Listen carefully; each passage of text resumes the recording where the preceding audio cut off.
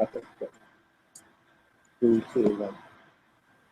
Hi, this is Mark Buck on Construction Marketing Ideas, and this afternoon I'm interviewing Caleb Fenske at Tocci Building Companies in Massachusetts, just near Boston area. And that company won the 2004 or 5 Best Construction Blog Competition. The success is quite incredible in the popular vote. They got 326 votes compared to less than 80 for the second best, most popular voted candidate.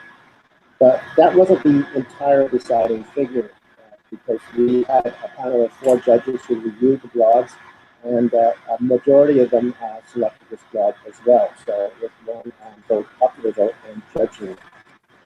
This is not a minor accomplishment, because there were more than 20 blogs entering the competition. Caleb is the person responsible or assigned to speak with me on the topic of the blog. So I'm going to ask him some questions about the history of the blog, how it achieved its success, and perhaps a little bit insights into whether it's been helpful for the business and in so what ways. So could you maybe start by introducing yourself a little bit, describing yourself and your background, and maybe give if you want, your own version of the elevator pitch for the company. Sure. Well, I'm a graphic designer by training. I have a bachelor's in fine arts in graphic design, and I moved up here from Colorado and started working for Tocci in the summer of 2013. At that point, I hadn't had a lot of experience with social media and blogging, but I definitely got my feet wet pretty quickly. Ever since I started, we've been trying to implement new and innovative ideas to our blog to try to get some more traffic, as well as just a new type of audience. And this contest was kind of a validation of that hard work and effort. So it's good to be here, and I'm glad to be part of the team and glad to be here on the interview. Okay, thank you. Thank you for the congratulations. Could you describe how you manage the blog and its content? Yeah, so inside of the marketing department, there's myself and 2 others. We have a manager and then a marketing associate. And so between the 3 of us, we kind of split duties doing different things. However, for marketing, or for managing the blog rather, we've kind of decided to split, I guess maybe a way I'll describe it is kind of how we schedule things and then how we pull things together. Is that helpful? Sure. Okay. So we decided about a year ago to truly curate our content and curate the blog. We thought that was a good way to have a consistent content that might continue to keep readers interested, rather than just have readers interested one-off once a month. We wanted to have this consistent interest. So we wanted to curate the blog a little bit. And the way we decided to do this was have departmental blogs. So each of our departments within Tocci would have their week to write a blog about what they do, things that they've seen, and things in the construction industry that affect their departments specifically. And through doing that, it's given the people at Tocci more the ownership of the blog. They enjoy doing that to contribute to the company. But then also our readers and our viewers and our clients that are in those particular departments, whether that's planning and cost engineering, operations, actual physical construction of the buildings, or marketing, those people in those particular departments are a little more interested now because there's content directly to their jobs, directly to their field. And so that's kind of how we've curated the blog and managed it that way. We have about 6 to 7 different departments or different rotation schedules. So about every 6 to 7 weeks, each department will then write a blog. Well, that certainly takes the burden off any individual. Yes, yeah, definitely. Managing just so that there's not an overload in one person doing all the work. And you still have the curation and management tasks. Can you tell me a bit about the history behind the blog? I'm sure you know the company has a long history, long before both of us wrote about it, I guess. this was almost maybe not quite 100 years ago. Yeah. The blog is obviously not that old, but tell me about its history. So the blog itself has been around since 2006. If you look on our website, you'll see the 150 pages worth of blog posts since 2006. So it's a lot of pages to sort through. But before this last year, there wasn't a lot of consistency, and a lot of the posts were random and sporadic. So it wasn't up until probably more like the last year and a half that we've actually had consistent and intentional blog posting. And I think initially in 2006, we probably just jumped on the blog bandwagon as far as, everyone's starting a blog, let's jump on, without really having a goal or a plan. So I feel like now we're more on a track, whereas before 2014, 2013, we were kind of just in the ocean swimming around trying to find a life raft.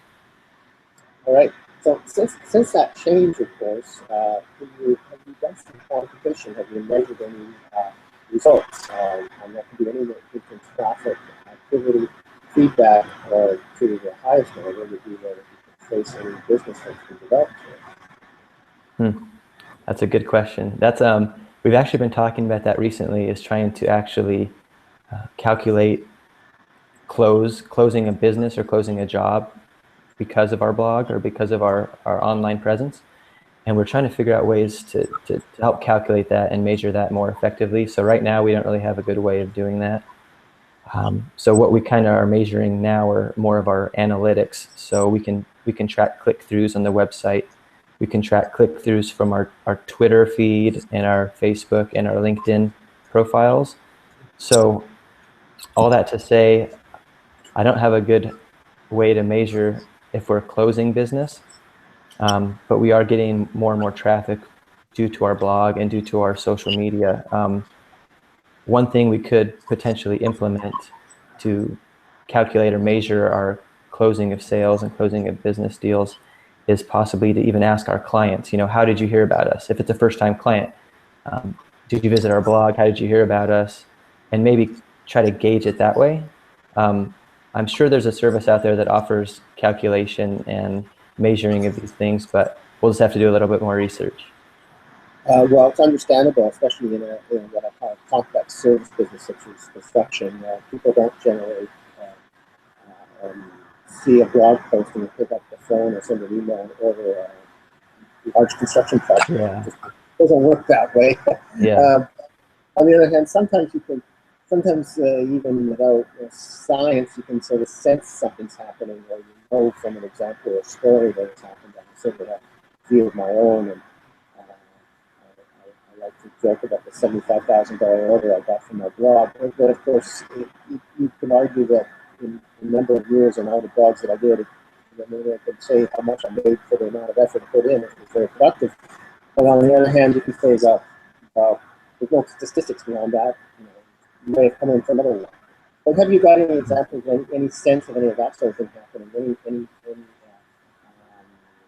Any feedback from the field reps or the people in the office that they had some feedback from the blog that sort of translated to some sort of relationship development, or is that still too specific to get to that?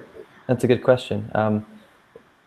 Oddly enough, one of our operations associates who has written a few blog posts, when he writes his blog post and hands them over to us to edit and cull and post, he actually will tell his network on LinkedIn and other Facebook friends, if not colleagues and peers, about his work and what he's wrote about. And so he actually gets a lot of traction based on those posts, which in turn we notice a spike in all of our statistics and all of our analytics on our website. So we can measure things like that, which is pretty interesting. Other things are our CEO, John Tocci, does a lot of speaking engagements at institutions around Boston and for the medical industry, building for the medical industry. He does a lot of speaking engagements. And so I think he must plug the blog or the website at these events, because we can notice at the end of these events, we can see a spike in the statistics and analytics there. And so hopefully from those speaking engagements, that might be a good way to also register and gather potential leads and clients, because he's speaking directly to facilities managers and developers and owners at those speaking engagements. From my understanding, that is actually the most effective way to grow business outside, of course, of getting a repeat and referral from your existing client base. And that's an interesting example of the role of the blog and the social media group, because although you can't say it's the beginning of the process, but the speech gets people, it moves them along to the point of looking at the website, looking at the blog, and then you don't know yet, but I assume some of those are going to go into the next stage where they make a call, send an email, make an inquiry, and you expect either the IPD or bid work on the project. So that's good. And what are your analytics like? Can you give me an idea of the amount of traffic you get and number of visitors, and is there a trend in that? Say that again, sorry? In terms of the number of viewers or visitors to your blog, is there a trend, is there a change? And you gave an example of a spike because one of the bloggers communicating that tends to cause them to go up for a period of time. But is there an overall trend? And so, can you give us some numbers, or is that something? Yeah. I actually printed out some of the statistics earlier, just in case you ask that question. So let me find a good one to give you.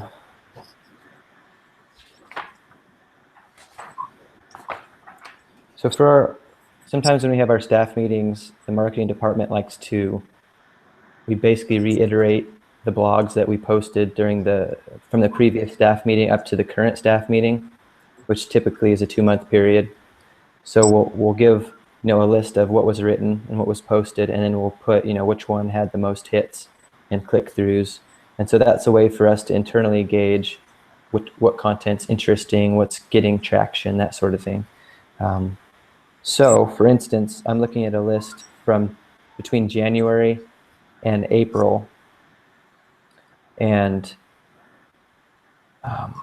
so we have our CFO, and he does every start of the year he'll write a blog on construction trends in the industry, and his blog got in a period that we measured was 106 hits, which doesn't sound like that much, but for an average, that's pretty good for us.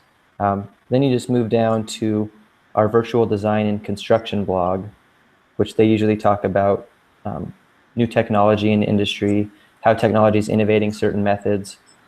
And their blog post got 293 hits in the same amount of time. So tripled, essentially, almost quadrupled, or quadrupled just about. And these are just short time frames that we're putting in for our analytics. But then we have some statistics based on longer periods of time, and I'll talk about like blog post shares. From January to February of this year, we had a 70% increase in blog post shares. So that's between our Google+, Twitter, Facebook, and LinkedIn, all those combined, a 70% increase from month to month. So that was pretty significant for us to see that change. Can you and I you talked about the numbers or about period of time that you would give you at the time. Is it a week? You're kind of cutting out there at the end. Right. I'm trying to get you gave a couple of examples with the financial officer and another one on design elements, and you said that you gave some numbers, specific numbers in the hundreds. Can you tell me what period of time that data was gathered? Those are typically for like a 25-day or 20-day period. That's Go ahead. That's reasonable, of course. Remember, we're not talking about mass consumer products here. We're talking about specialized, high-value construction services, right? Yeah. In a regional market. So you're not. I wouldn't think you're trying to compete with Facebook for traffic, right? Yeah. It's of course the next question is who's going, and of course that's a little hard to tell directly from analytics. But I guess intuitively, you know that it's reaching probably through the people you want. Does that make sense? Yeah, well, the numbers I gave you too were just based on views to the website, and if we have people just visiting us on our Twitter, like that number's significantly different than what the number is of people just visiting the website. But yeah, we try to analyze our data pretty frequently, so that way we know what's working and what's not working. We've been doing this actively now for as a concerted, well-organized blog for probably a little more than a year, maybe a half. So, we've been blogged since like 2006, since you actually organized it, since 2009. Yeah, so yeah, 2006 is when the first blogs came out, but we've been actively curating it for about a year and a half. Could you share some lessons learned or some ideas on how that you feel that you've been making your blog more effective, and advice for others who might either have a blog that's not properly working or haven't done it yet? What would your recommendations be? That's good. It's interesting because I think between each, I mean, I'm an avid blog reader myself, and so I don't just read about the construction industry. So those particular blogs that I'm interested in have a totally different success story, and they're 4 or 3 bullet points that of advice they could give to other people don't necessarily relate to the construction industry. So thinking about more of a general tips and advice, I think the biggest tips would be consistency. So we always make sure we're posting on at least Tuesday and Thursday. And within that consistency, I would say the time of day is consistent when we post. So we've been able to actually analyze a time of day that we feel people actually engage with the content more frequently and quicker. What is that? It depends on the content. So if we're doing a blog post on a Tuesday, let's say, we typically like to put the content out at the end of the day, almost right after work. So when people are winding down or just getting home from work, they might have a 5-minute time, 5 minutes to sit down and read something. And so that's a good time for us. For our Thursday posts, which are mostly curated via photos or videos, those seem to be easier to ingest because there's not a lot of things to read. And so those you can almost post mid-morning, right after lunch, and then in the late evening, like around 9 or 10 o'clock, and those seem to do pretty well then. So consistency in when you post, time frame, the day of the week, and then also length. So that's consistency as a whole. Yeah. Length, we found that writing too many words on a blog post can really detract engagement. So we like to keep things between 400 to 600 words for our blog posts. Another thing I would say is probably, I think trying to make sure things are intriguing and interesting. Kind of a word of thumb is, if your own employees aren't going to want to read your content, why would anybody else? So, I mean, keep it good, keep it healthy, keep it interesting, and if your own employees are reading your blog, that's a good sign. I see that point. You indicate there might be some difference in advice for construction and other sectors and blogs. Can you sort of tell me what some of the differences might be? Yeah. So I notice, as a graphic designer, I'm always on graphic design blogs, looking at art and media and technology and innovation.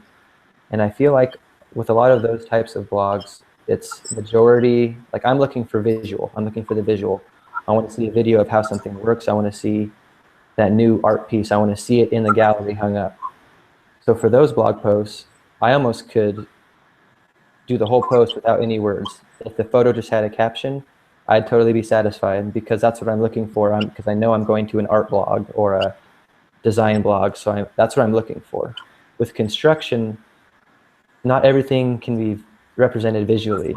If you're learning about planning and cost engineering, which is mostly numbers and estimating and bidding, you can't just describe that visually with a spreadsheet. So for construction, I think it's much more important to have good verbiage and good words behind images that you might have to engage your audience that way, as opposed to just having visuals to do it. That's very good. I guess there's just two final questions. One is, do you have a vision of where things will be, let's say, a year or 2 or 3 years from now, or do you want to go that far? Do you have any idea of changes in directions, or keeping the same approach, or do you have any thoughts of where it's going to head? Say that last part again. Where do you think you're going to be heading? Whether you're going to make those changes, or what vision you have for the future? Yeah, that's a great question. We're actually in a great position right now. I don't know if it's related to the blog and the website, but we're in a huge expansion phase right now. So we're actually opening up a separate office in the U.S. And trying to build business up in that area. But also, construction. We're opening up an office in New Jersey. Yeah, so Mid-Atlantic region, and we're also trying to move. So we do residential work, we do commercial work, we do retail work, we do healthcare, and I think we're trying to build our portfolio a little wider and to create a stronger portfolio for ourselves. And so currently we're trying to market ourselves and get into more of the institutional and healthcare market sectors. And we're really seeing a good push and positive things are happening for us in that direction. And knowing that as a marketer and as a graphic designer helping with the blog, we try to post more on social media regarding those types of market sectors to help us learn more about it, but also get connected with people that are in that industry and in that market that we can possibly establish relationships and make connections with. And so the blog has helped with that as well. But for the future, I definitely see us moving in that direction. We've had a lot of good feedback and a lot of positive energy going in that direction. So I'm hoping we can jump into those market sectors. Well, thank you. That's actually a very good example of moving the blog and media as part of your overall business and corporate strategy too. Because obviously, it makes logical sense to use it to build the relationship and also to post the news and information to show you. I've really enjoyed this interview, and I want to thank you all for entering the competition. Do you have any final words you want to share, or any observations? I think just you're not going to see results right away. So anybody that's trying to improve statistics and analytics, you're not going to see results right away. So just keep establish a plan, keep working at it, and over time you'll definitely start to see some momentum, and then you're doing something right. So just keep at it. Well, thank you very much for speaking with me. Post this within the day on the Construction Marketing blog, and also with the annual results of the state for the rest of the year. And I really want to congratulate you on you and the rest of the people on the success of the blog. And thank you. Appreciate you making the time for the good.